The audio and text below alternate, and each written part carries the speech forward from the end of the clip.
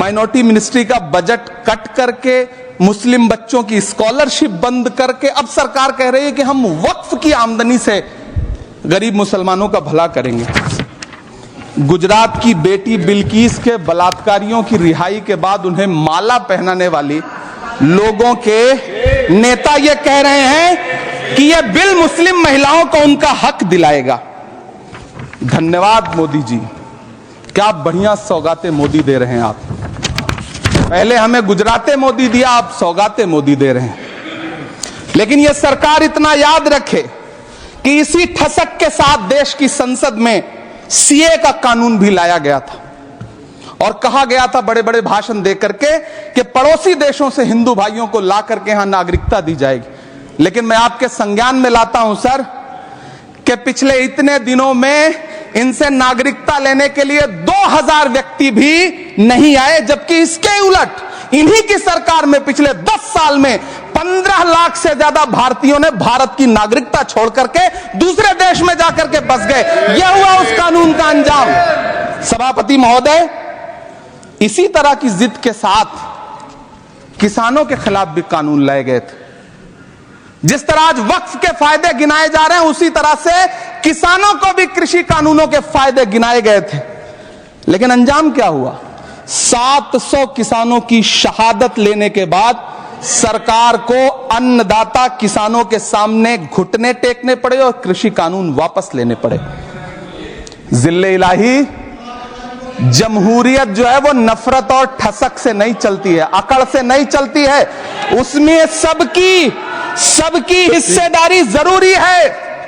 कल देश के माइनॉरिटी मिनिस्टर ने लोकसभा में खड़े होकर एक शेर सुनाया था कि मुझसे कोई बदगुमान न हो, तो मैं उन्हें एक शेर सुनाना चाहता हूं कि मैं आज जद पे हूं तो इतना खुशगुमान न हो, मैं आज जद पे हूं तो इतना खुशगुमान न हो, चराग सबके बुझेंगे हवा किसी की नहीं। नीतीश कुमार जी हो, चंद्रबाबू नायडू जी हो, चिराग पासवान जी हो, जयंत चौधरी जी हो, देवे गौड़ा जी हो, जीतन राम मांझी जी हो, सबको समझना पड़ेगा कि जब जंगल में आग लगती है तो न वो बरगद बचते हैं जो हवा को आंधी में तब्दील करते हैं, न वो बांस बचते हैं जो आपसी रगड़ से चिंगारी पैदा करते हैं। सभापति महोदय, जब देश को मनमोहन सिंह साहब जैसा काबिल प्रधानमंत्री मिलता है तो देश को आरटीआई जैसा एक्ट मिलता है, सेज जैसा एक्ट मिलता है, मनरेगा जैसा एक्ट मिलता है, लिबरलाइजेशन मिलता है, राइट टू एजुकेशन मिलता है, नेशनल फूड सिक्योरिटी एक्ट मिलता है। लेकिन जब देश को सौगातें मोदी मिलती है तो क्या मिलता है? सीए मिलता है, फॉर्म्स लॉ मिलता है, आर्टिकल 370 मिलता है, इलेक्टोरल बॉन्ड जैसा एक्ट मिलता है और वक्फ अमेंडमेंट एक्ट जैसे बिल देश को मिलते हैं। मुझे तो अपने हमवतन भाइयों से पूछना है कि आपको अपने बच्चों की तरक्की, खुशहाली और नौकरी की दरकार है या फिर मुसलमानों की दान की गई जमीनों को लूट कर धन्ना सेठों को देने की साजिश करने वाले कानून की? सभापति महोदय, यह सरकार रात के 3 बजे तक पूरे देश को जगा करके संसद में अपने ही नागरिकों को नीचा दिखाने के लिए वक्फ बिल ला रही थी, तो उधर रात के 1:30 बजे अमेरिका हम पर 26% टैरिफ लगा रहा था। सरकार की प्राथमिकताएं देश को पता। सभापति महोदय, मैं बहुत भावुक हूं आज, और मुझे अच्छा लगा कि आदरणीय नेता सदन जगत प्रकाश नड्डा जी ने बहुत अच्छी बातें भी की, मन से बातें की। क्योंकि उनके नाम में प्रकाश जुड़ा है तो मैं उनमें हमेशा एक रोशनी की किरण देखता हूं। मैं उनके सामने बहुत अदब से यह बात कहना चाहता हूं कि चरागों के सफर में दबदबा हो आंधियों का तो फिर अंजाम जुल्मत के सिवा कुछ भी नहीं होगा। यह दुनिया नफरतों के आखिरी स्टेज पर है, इलाज इसका मोहब्बत के सिवा कुछ भी नहीं होगा। मैं भावुक हूं, मेरी पलकें गीली हैं। अगर देश की एक बहुत बड़ी आबादी को लगता है कि आप उसका भला करने के लिए नहीं बल्कि उनकी इबादतगाहों, उनकी कब्रिस्तानों, उनकी खानकाहों को बर्बाद करने का बिल ला रहे हैं, तो फिर आप अगर समझाने में नाकामयाब रहे हैं तो यह आपकी नाकामयाबी है। पहले समझाइए, उसके बाद कोई बिल लेकर के आइए, तब तब शायद हम आपका इतनी पुरजोर तरीके से विरोध ना करें। लेकिन सभापति महोदय, मैं अंत में सिर्फ इतना कहना चाहता हूं कि इस बिल में जो भी पॉइंट्स दिए गए हैं, बॉम्सी पोर्टल देख लीजिए, सरकार का झूठ आपको पकड़ में आ जाएगा। हम डरे नहीं हैं, हम सिर्फ सरकार से अपील कर रहे हैं कि हमें अपना समझिए, हम आपके अपने हैं, इस देश के नागरिक हैं और आप ताकत में हैं। संख्या बल के आधार पर बिल हो सकता है आप पास करा लें, लेकिन आपको यह बात समझनी पड़ेगी कि हम तो वो तारीख हैं, जहनों में रहना है जिसे, कागजी पुर्जे नहीं जो फाड़ डाले जाएंगे। जिस जमीन पर मैं खड़ा हूं ये मेरी पहचान है। आप आंधी हैं तो क्या मुझको उड़ा ले जाएंगे? आपको यह बात समझनी पड़ेगी। आपको अगर इतना विपक्ष की तरफ से पहले जेपीसी में इतने सारे पॉइंट्स आए और उसके बाद कल से लोकसभा में और राज्यसभा में सुझाव आप सुनने को तैयार नहीं है, लोगों की शंका को दूर करने के बारे में आप बिल्कुल सोच नहीं रहे, बस आप कह रहे हैं यह बिल उम्मीद की नई किरण है। नहीं साहब, इसे भले किरण जी लेके आए हैं, लेकिन ये उम्मीद की नहीं बल्कि नाउम्मीदी की किरण है। और इस देश की एक बहुत बड़ी आबादी इस बात से खदशे में है, शक में है कि आप सीधे उनकी जमीनों को लूट करके धन्ना सेठों को बेचना चाहते हैं। मेरी अब भी आपसे अपील है कि इस बिल को वापस लीजिए। यह बिल कहीं से आपके अपने नागरिकों के लिए अच्छा नहीं है। यह बिल सिर्फ इस देश के मुसलमानों को नीचा दिखाने का और अपने एक ऐसे मतदाता वर्ग को खुश करने का बिल है जिनको इस बिल के पास हो जाने से कुछ मिलेगा भी नहीं। ये हमने ईमानदारी से मुस्लिम समाज के कल्याण के लिए बात की है, क्योंकि एक तरफ खड़ा हुआ है ईमानदार मुसलमान जो शराफत के साथ ईमान को गले से लगाए हुए हैं, और दूसरी तरफ कुछ चंद सरमाएदार हैं जो उस अमानत में खयानत करके शरारत के साथ उसके झंडा बरदार बनना चाहते हैं। तो ये मुकाबला किसके बीच में है? ये शराफत अली और शरारत खान के बीच में मुकाबला है। हमारी सरकार शराफत अली के साथ खड़ी है, हमारी गरीब मुस्लिम के साथ खड़ी है। ये गरीबों गुर्बत वाले गुर्बत अली और सरमाएदार वाले गाजी खान के बीच का इलाका है। मगर मैं कहना चाहता हूं महोदय, एक बात मैं बहुत स्पष्ट रूप से कहना चाहूंगा, इन जरूरतमंद मुसलमानों की लड़ाई के लिए मैं कह सकता हूं कि ये गरीब मुसलमानों के दिल की कसक और कट्टरपंथी वोट के ठेकेदारों के मन की ठसक के बीच में हमारी सरकार ने उस कसक का साथ दिया है, जिसके लिए मैं मानता हूं गरीब और पसमानदा मुसलमान निश्चित रूप से उनका आभारी होगा। हां, मगर जब इसकी बात आती तो भी माननीय खड़गे जी भी बोल रहे थे, माननीय संजय सिंह जी भी बोल रहे थे, मनोज झा जी भी बोल रहे थे कि साहब आपके यहां वो कितने पुजारी हैं और कितने किस वर्ग के पुजारी हैं। तो मैं उनको बताना चाहता हूं, केवल अकेले जूना अखाड़े ने पिछले साल 71 SC ST लोगों को महामंडलेश्वर बनाया है। अरे आप तो हमारे सदन में बैठे हुए बाल योगी उमेश नाथ जी नहीं दिखते? वैसे तो कहा जाता है जात ना पूछो साधु की, मगर मैं बताना चाहता हूं विश्व हिंदू परिषद के 50,000 से अधिक पुजारी ट्राइबल्स में जो शेड्यूल कास्ट है जो काम कर रहे हैं। मगर मैं हद अदब से पूछना चाहता हूं, बताइए मुल्ला मौलवी मुफ्ती मुकर्रम बारी हाफिज में से कितने पसमंदा हैं?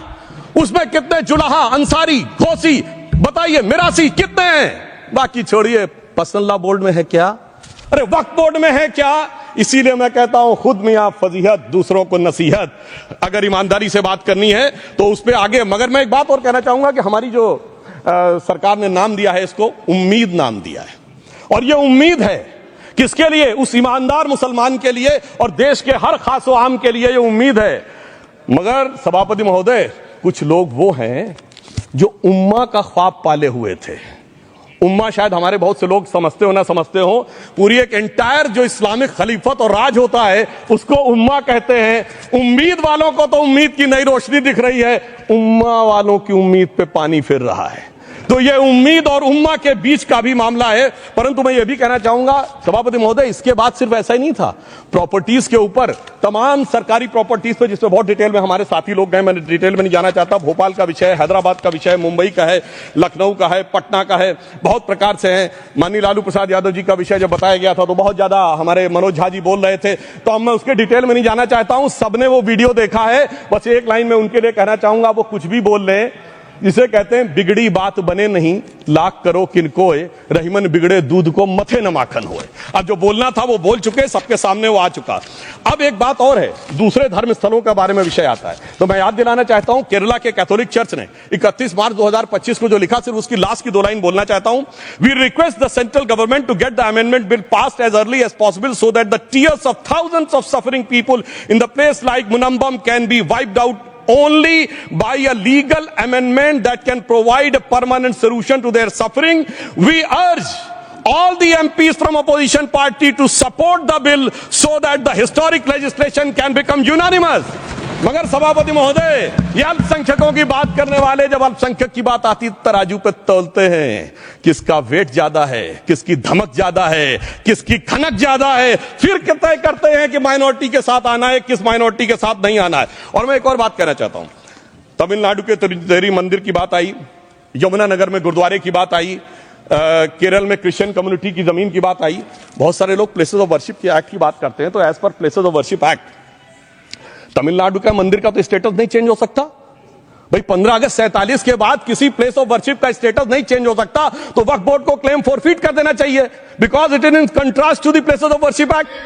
परंतु अब सुनिए, यही गुरुद्वारे के बारे में भी होना चाहिए। मगर सभापति महोदय, चाहे वक्फ बोर्ड का एक्ट हो, चाहे प्लेसेस ऑफ वर्शिप एक्ट हो, एक ही को फायदा होना है, जिसे कहावत में कहते हैं खरबूजा छुरी पर गिरे या छुरी खरबूजे पे गिरे, आखिर में कटना भगवे रंग के खरबूजे को ही होता है।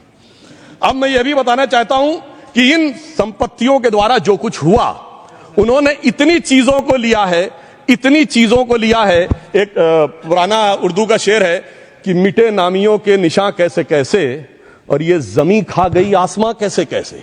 इस जमीन ने कैसे कैसे लोगों को अपने में समा लिया, इसकी तमाम तारीख गवाह है। अगर मैं इसमें बहुत डिटेल में जाऊंगा तो सदन का बहुत सारा वक्त जाएगा, परंतु मैं एक बात ये कहना चाहता हूं कि जब इतना ज्यादा आगे बढ़ गया तो फिर कोर्ट ने आगे इंटरवेंशन करना शुरू किया। मैं डिटेल में नहीं जाना चाहता हूं। अभी कार्तिकेय शर्मा जी ने, बहुतों ने बोला सैयद फसल का case versus union of government, Allahabad high court के केस को कहा, मगर Bashir versus state of West Bengal case में उन्होंने बहुत क्लियर कट कहा है कि waqf is not a religious denomination in accordance with the Article 26 of the Constitution, so the matter relating to the restricting the economic, financial, political and other sectoral activities that may be associated with religious practice under Article 25(2)(a) of the Constitution can be regulated by the state.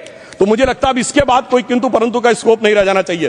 परंतु उसके बाद भी सभापति महोदय, जो कानून को न माने, जो कहे संविधान को नहीं मानेंगे, और जो ये कहे कि साहब अदालत के आदेश को भी नहीं मानेंगे, तो फिर इसका मतलब उसके मन में तो एक ऐसी बादशाही आ गई है। इसके लिए मुझे सभापति महोदय, वो पुरानी वाली फिल्म अगर लोगों को याद हो, मुगले आजम का वो सीन याद आता है कि जब अकबर ने अनारकली को कैद कर लिया तो सलीम कहता है जब्त मैं करूं जिसकी की जमीन वीरान हो गई है, जब्त वो न करे जिनके सिर्फ शौक के बाद चाहत को ठेस पहुंची है।